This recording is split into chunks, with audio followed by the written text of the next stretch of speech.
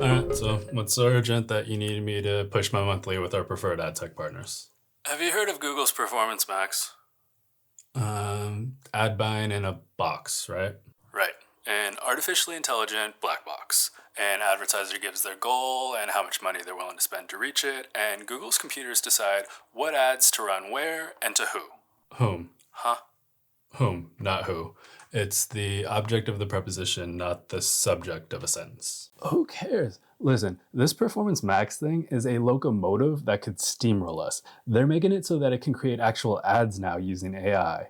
If we don't get our numbers up in this economy... Okay, and how are we supposed to get our numbers up? We are a two-person agency. That is for you to figure out. How the hell am I supposed to do that? Huh. Can you act like an expert in programmatic advertising? Holy crap. This could work. All right, what's next?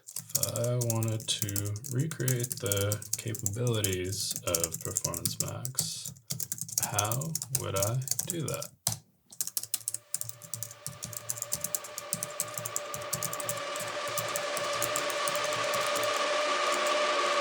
I'm gonna call you double click.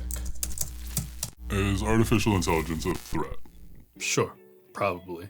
But it's also a tool, one that seems especially applicable to a form of advertising that's already been automated by technology, programmatic advertising. AI and programmatic are bedfellows. I mean, there's no questions about it. I mean, you're talking about trillions of points of data, across the ecosystems, everything from identity data to ad unit data to publisher data. I mean, it's just so immense that literally human beings can't parse it. So during the recent Digiday Programmatic Marketing Summit, I asked brand and agency executives how they see, and in some cases are already seeing, AI being applied to programmatic advertising. We're starting to include AI in some of our planning software suite, which allows us to very quickly align to maybe the right outcomes that were previously a bit out of reach or took a little bit too long to deliver. On the other hand, we've been building custom algorithms for our clients in programmatic bidding and buying for the last 6, 7, 8 years, and we've just gotten better and better at it.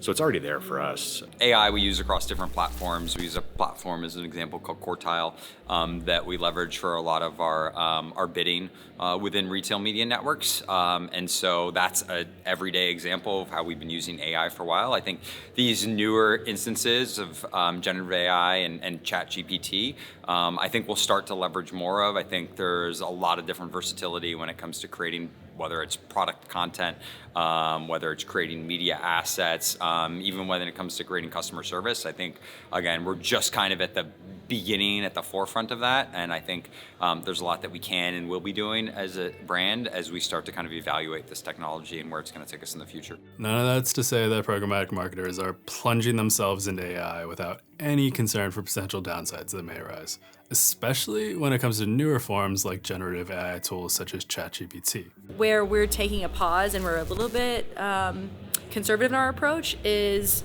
we want to be very careful about how we speak to these AI tools and if we're giving away any proprietary information.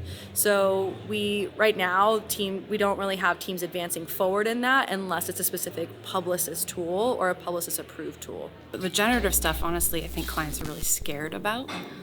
They don't want to even tap into that, but I think it's more the stuff that's already kind of been happening behind the scenes, like the examples that I'm talking about data linkages and inferences, and all that is AI. It always has been. So, now it's just becoming more advanced and better understood. There are two main areas in which brand and agency executives see AI applying to programmatic advertising: workflow automation and content creation.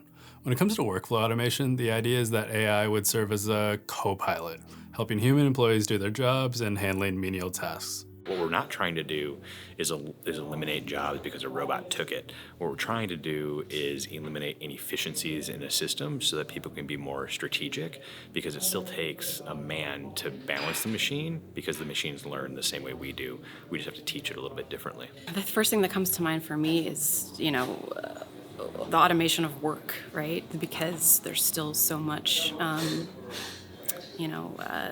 heavy labor. These tools have become, as much as they're advanced, they've become so incredibly complicated that to manage them, as we know, requires so much human work to make it all make sense. And so, the promise of AI when it comes to work streams was that it would help us, automate bids, automate optimizations, do a lot of thinking for us, run programs in the background so that we didn't have to check on a daily basis what our budgets were doing. I still think that piece is, I haven't seen it fully delivered, The short term would be better QA, quality assurance capabilities that I think AI is really good at finding, right? Find the mistakes, find the outliers before they become problems, right? We're investing pennies at a time, but ultimately those pennies add up to a very significant amount of money.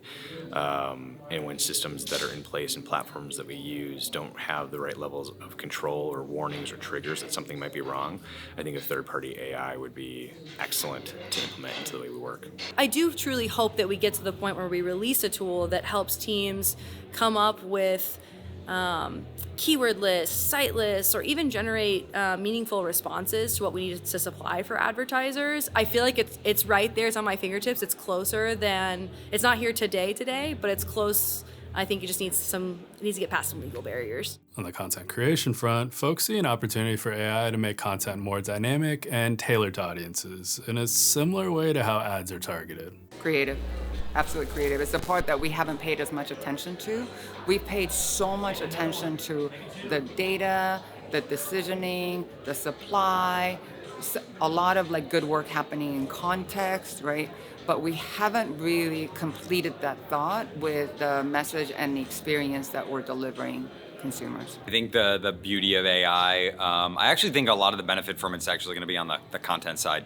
And I think AI, in particular generative AI, the ability to go ahead and understand very quickly what types of creative work the best and to dynamically create that on the fly at the user level, at the persona level. I think there's been a lot of companies that have talked about doing that for a while, but I think we're finally at that point where the technology is here and you can do that, and I think we're going to start to see just incredible upside from that type of technology becoming a reality here in the next 6 to 12 months, hopefully. All of that sounds fine and dandy for programmatic marketers. Creative agency folks, though? Well, I'm hoping to get into that in a future video. Thanks for watching.